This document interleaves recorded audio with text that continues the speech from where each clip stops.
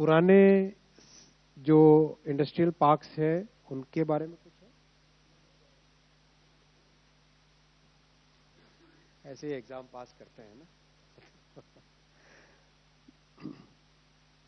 हाँ, brown field projects भी अलाउ किए गए हैं और क्राइटेरिया वही रखा गया है जो कि ग्रीन फील्ड के लिए है। टेक्सटाइल के लिए वैसे भी पीएम मित्रा स्कीम अलग से ऑलरेडी चल रही है, वो भी इसमें भी कवर होगी। ये सारे पॉइंट आए regarding the Bhavya scheme. Small hydro में लास्ट स्मॉल हाइड्रो प्रोजेक्ट की वैलिडिटी थी 2017 तक, और अब ये जो बनी है नए तरीके से बनी है। इससे पहले बहुत कम पोटेंशियल कवर हो पाया, जैसा एक स्लाइड में था। अबाउट 1196 साइट्स अब तक यूटिलाइजेशन में आई है, और लेकिन पोटेंशियल करीब 7000 साइट्स का है। तो इसीलिए इस नई स्कीम को लेके आए हैं, और इसमें कैपिटल सपोर्ट रहेगा 30% off the cost up to 30 crore rupees ceiling in the northeastern states and international border districts, and 20% of the cost up to 20 crore in all other states. ये इसमें कैपिटल सपोर्ट रहेगा। 5 साल की स्कीम है और बहुत ही अच्छा, मेरे हिसाब से बहुत अच्छी स्कीम है, क्योंकि इससे एनवायरमेंटल फ्रेंडली पावर जनरेशन का एक बड़ा स्कोप बनता है। धन्यवाद साथियों। Thank you very much.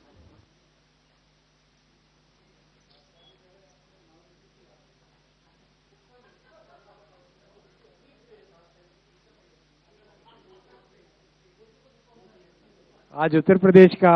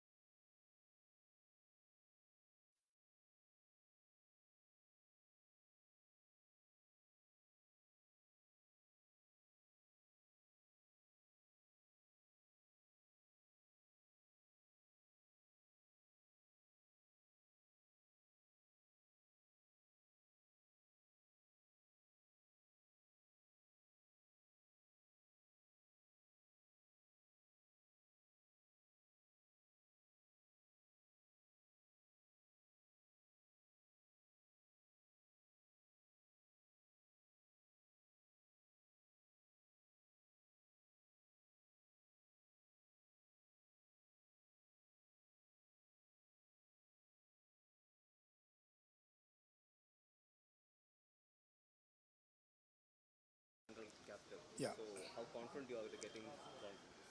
I'm 100% confident, because though this is a sitting seat of CPIM led front, as far as this seat is concerned, it is a very strong base of UDF.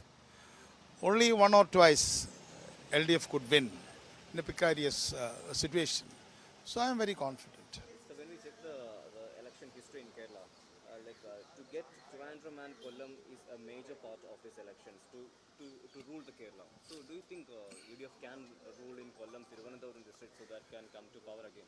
In Trivandrum and in Kollam, the results will be much better than what it was in 2021.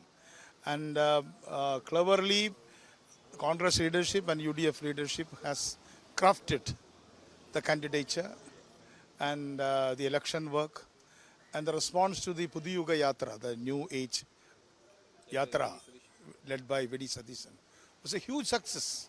You witnessed it in the East Fort when Rahul Gandhi came. جاویدانی را میخوانم تا پای جان جاویدانی را میخوانم تا پای جان قسم به سرخی خون شهیدان برسم به سرخی خون شهیدان که میمانم سر عهد و پیمان صدامون میرسه از قلب میدان صدا تو به رخ بکش مقابل استکبار جهانی فریاد بزن الله اکبر خامنه ای رهبر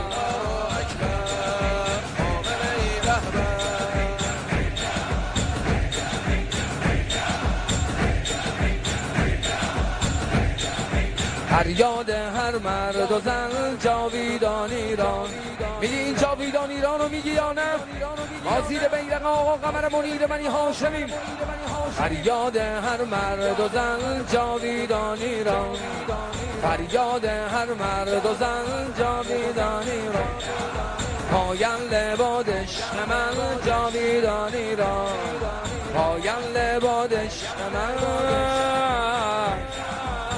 جاویدان ایران جاویدان ایران آه کفن پوشیدم جای لباسم من از موج بلا نمی هراسم چرا که من غلام حضرت عباسم چرا که من غلام حضرت عباسم خب علی الله اکبر خامنه ای رهبر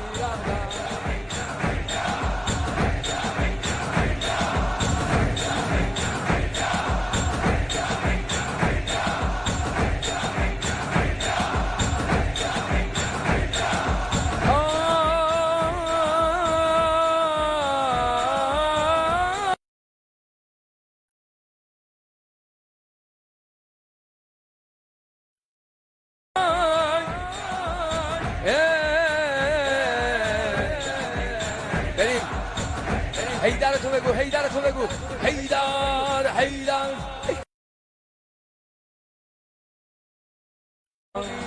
صاحب داره این کشور جاویدان ایران این خاک مال هیدر جاویدان ایران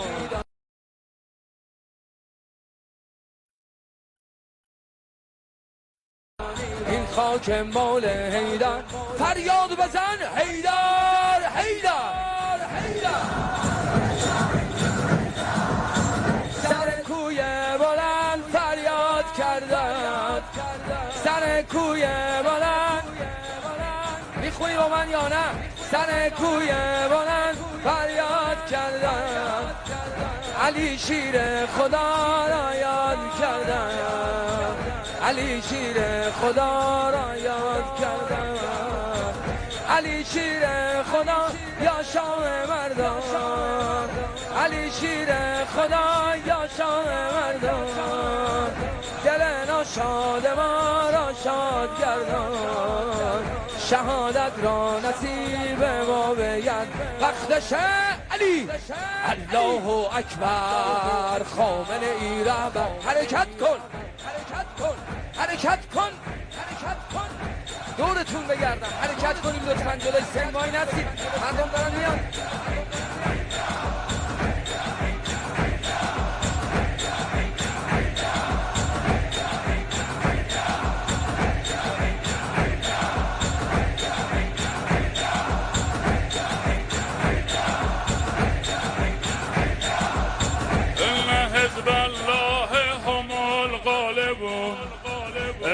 حزب الله هم الغالبون إن حزب الله هم الغالبون إن حزب الله شعار قرآنی شهدای ما و وعده پیروزی که خداوند متعال فرمود إن حزب الله هم الغالبون إن حزب الله هم الغالبون إن حزب الله هم الغالبون إن حزب الله هم الغالبون حیدر هر شما بالا بیاد مشت ها گره کرده به نام نامی فاتح خیبر انشاءالله فتح خیبری دوباره حیدر حیدر حیدر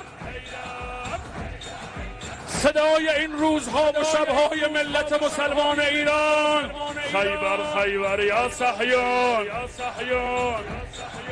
خیبر خیبر یا صهیون،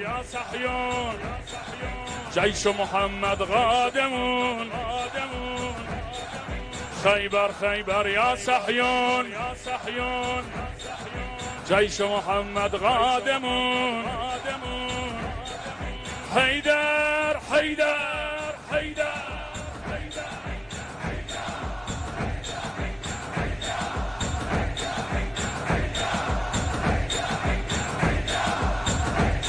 ای دشمن خونخوار بشر قوم یهود